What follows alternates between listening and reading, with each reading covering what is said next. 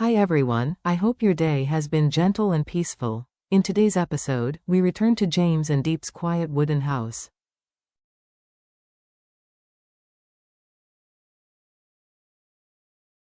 A place where life after the wedding is meant to be warm, simple, and calm. But this morning, something feels different.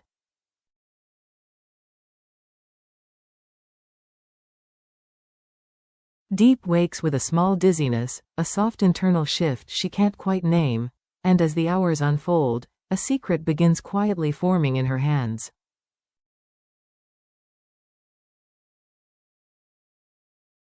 One she isn't ready to share. Not yet, not even with James. If you enjoy slow, emotional storytelling, don't forget to subscribe so you won't miss the next chapters.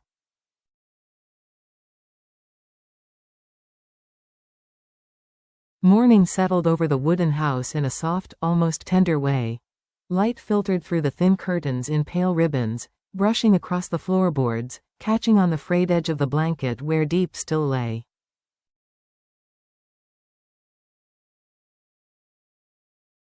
She was usually an early riser. Years of tending the orchard had shaped her rhythms, but today her eyes opened slowly, as if her mind had returned from sleep before the rest of her body.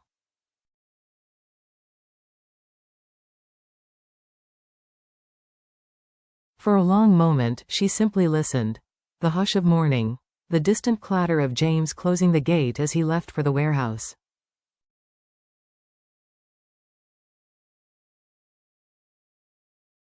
The faint rustle of leaves against the window. Everything felt normal, and yet, something didn't.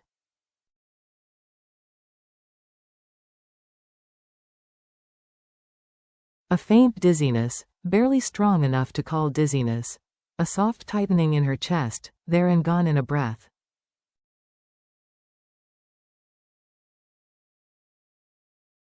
She lifted a hand to her sternum, inhaling slowly. The air smelled faintly of last night's grapefruit blossoms. James had brought a few branches inside after dinner, joking that the house should smell like our future.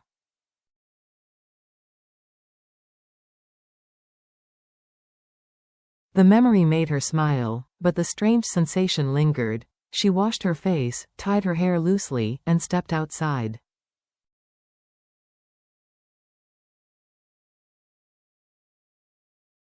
The world was just waking. Early light cast a silver-blue sheen across the orchard.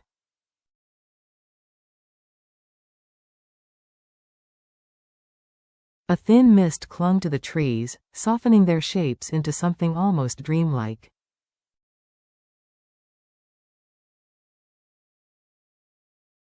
She walked the narrow path she'd walked every morning for months. But today, each step felt heavier, not painful, just weighted, as if her body was sending signals she didn't yet know how to interpret.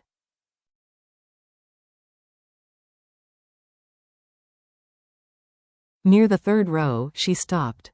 The ground tilted, not spinning, just shifting gently, like a boat touching a small wave.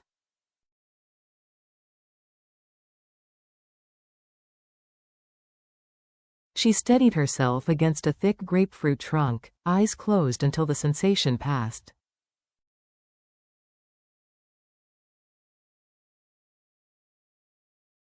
When she opened her eyes, the orchard looked exactly the same, but she didn't. She sank down beneath the tree, palm unconsciously pressing to her lower abdomen.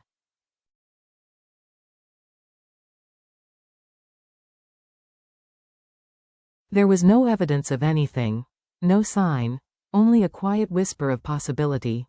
A memory surfaced. Women laughing in the marketplace, telling stories about their first pregnancies.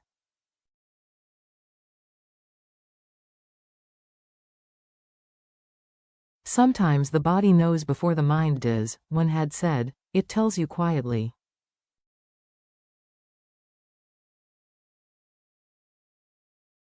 Maybe that was all this was. She wasn't ready to name it. Not yet. Diep. She looked up just in time to see NHI running down the slope, her ponytail bouncing, a wildly uneven drawing clutched in her hand.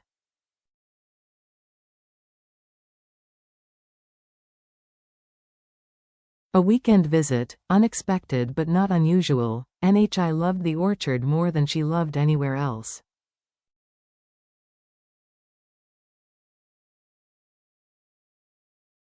You look tired, the girl said seriously. Are you sick? No, sweetheart. Just a little light-headed.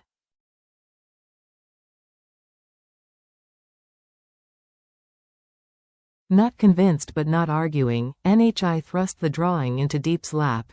3 figures beneath a slanted roof.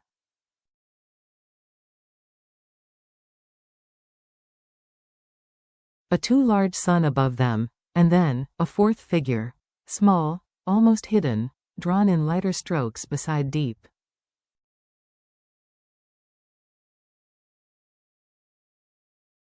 A baby? Diep asked softly. Nhi nodded enthusiastically. Yeah. I thought maybe one day you and James will have one.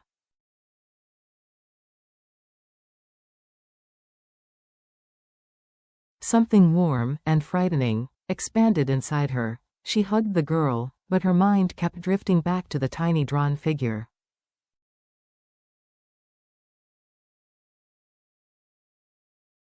By noon, sunlight had sharpened. The dizziness returned in small waves, and Diep decided to stop by the local shop.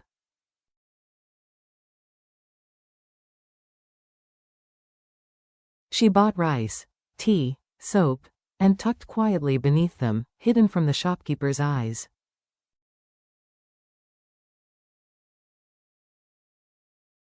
A small paper-wrapped box. At home, she washed her face and steadied herself in the mirror.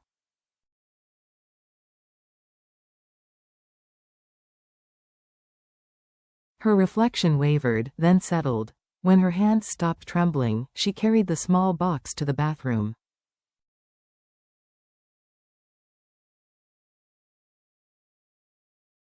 Time slowed. The world seemed to step back, offering her privacy. She opened the test.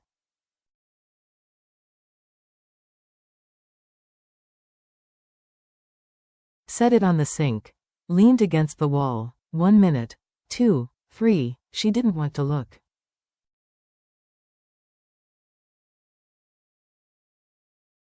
She had to look. When she did, her breath caught. 2 lines.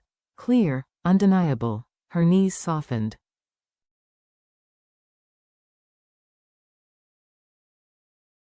Not from fear, but from a tender, overwhelming awe. Tears gathered but didn't fall. She sat on the bed, the test still in her hand, breathing carefully, as if the air itself had become fragile.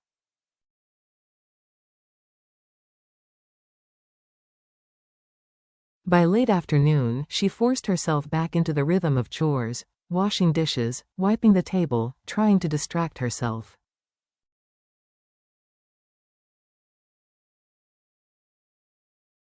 Then, a knock. Mrs. Huyen stood at the door, basket of food in hand, fresh vegetables.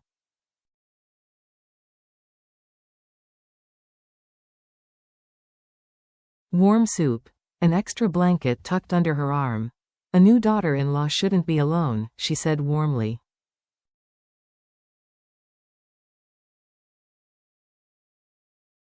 In the kitchen, it took only minutes for her to notice. You're pale today, Diep, she said, eyes narrowing knowingly.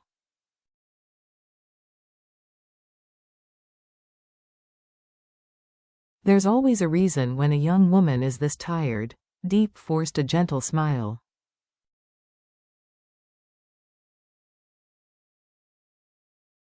Just a long day. But when the older woman spoke about her own pregnancy, how she knew even before the test.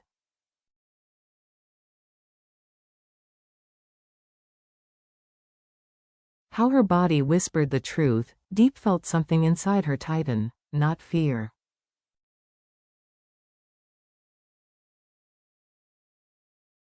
Recognition. When the door finally closed behind the older woman, the house fell still again.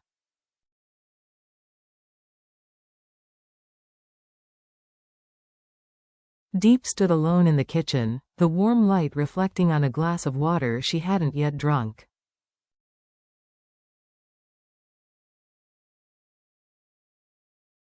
She wasn't hiding the truth from James because she doubted him, She was hiding it because she wanted to be sure.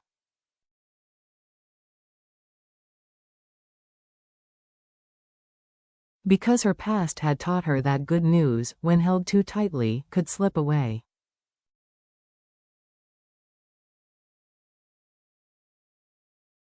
Because once, another family had pushed her out when she couldn't give them a child.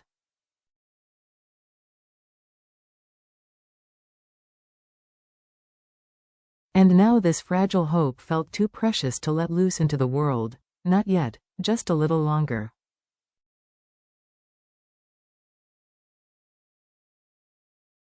Evening crept in, soft and unhurried. Diep stood by the window as the sky faded from amber to purple.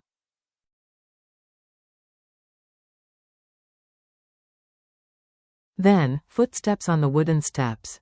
James. He pushed the door open with his shoulder, a stack of documents under one arm, a small plastic bag in the other.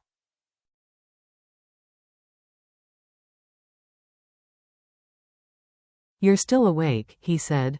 "You're home later than usual." They ate together, simple food, ordinary conversation, warehouse delays, a driver who whistled the same song every day.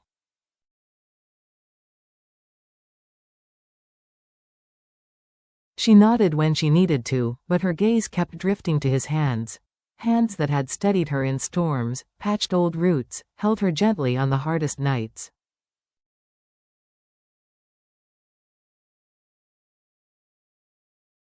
After dinner, they cleaned together, the quiet rhythm of two people who had learned how to share a life.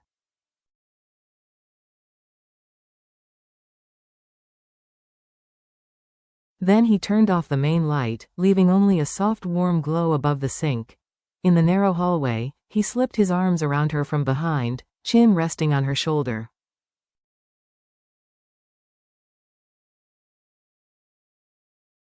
"Tired?" he murmured. "A little. Do you regret it yet?" he asked quietly. "This life, the orchard, me?"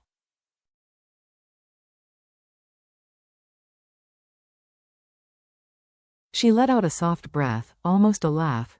"If I regretted it, would I still be here washing dishes with you at this hour?"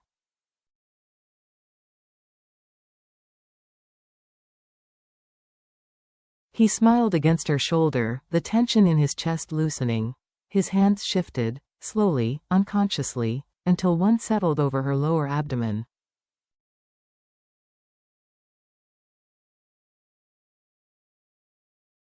Her breath faltered. She placed her hand over his, covering his knuckles. He intertwined his fingers with hers, unaware of the weight of the moment.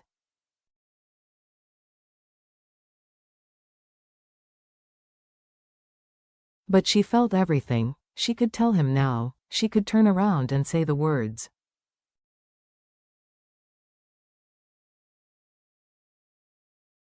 "James, we're going to have a baby."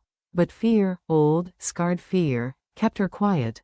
So instead, she leaned back against him, letting her silence speak.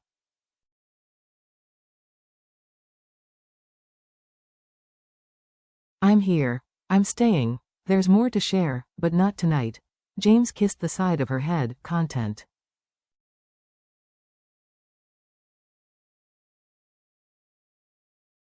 Outside, night deepened. In the orchard, leaves rustled softly. The earth held its own secrets.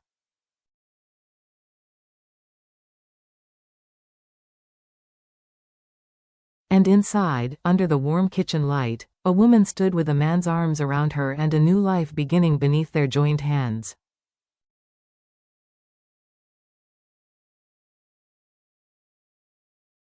Some secrets aren't born from fear, but from a quiet hope, the kind that needs the right moment to be spoken.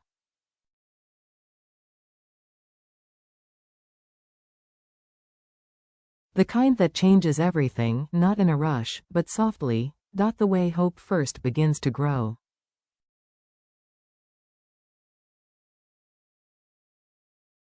Thank you for listening, and may your own quiet hopes find their perfect moment to be shared.